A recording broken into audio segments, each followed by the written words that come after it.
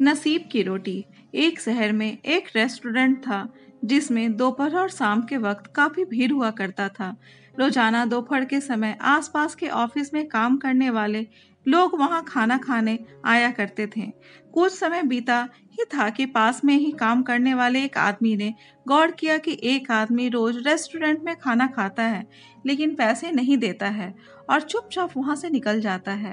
पहले तो उस व्यक्ति ने इस बात को नजरअंदाज किया, पर जब एक दिन उससे ना रहा गया तो उसने रेस्टोरेंट के मालिक को इस बारे में बताना चाहा और वह रेस्टोरेंट के मालिक के पास गया और बोला कि मुझे आपको कुछ बताना है। वह जो कोने के टेबल पर आदमी बैठा है वो रोज यहाँ खाना खाने आता है और बिना पैसे दिए चला जाता है। देखना आज भी वो ऐसा ही करेगा। रेस्टोरेंट का मालिक लोगों के पैसे काटने में व्यस्त था तो कुछ जवाब ना दे सका। कुछ देर में ऐसे ही हुआ। खाना खाकर बिना पैसे दिए ही वो आदमी बाहर चला गया। इस पर रेस्टोरेंट के मालिक को वह व्यक्ति बोला कि देखा, आपने आज भी इसने ऐसा ही किया और मेरे बताने के बाद भी आपने उसे नहीं रोका। इस पर रेस्टोरेंट के मालिक ने कहा कि माफ कीजिएगा, मैं उस समय थोड़ा व्यस्त था और क्योंकि मैं उस आदमी को जानता हूँ, मुझे यह भी पता है कि वो रोज भीड़ होने पर ही खाना खाने आता है और बिना पैसे दिए चला जाता है। यह सुन वह व्यक्ति थोड़ा अचरज में पड़ गया। उसने रेस्टोरेंट के मालिक से पूछा कि अगर आप यह बात जानते हैं कि वह फ्री में रोज खाना खाता है तो आप उसे रोकते क्यों नहीं।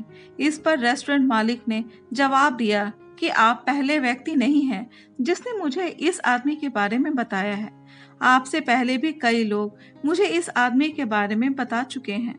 शायद आपने गौर नहीं किया कि वह पास के नुक्कड़ पर बैठने वाला भिखारी है। वह केवल तभी यहाँ आता है जब यहाँ भीड़ हो। अगर कभी यहाँ भीड़ कम होती है तो वह यहाँ नहीं आता है और जब भीड़ होने पर वह आता भी है और खाना खाकर बिना पैसे दिए चला जाता है, तो मैं सोचता हूँ कि यह भीड़ शायद इसी के नसीब से यहाँ आती है। शायद यही भगवान से रोज मेरे रेस्टोरेंट में भीड़ होने की दुआ मांगता है ताकि अपना पेट भर सके।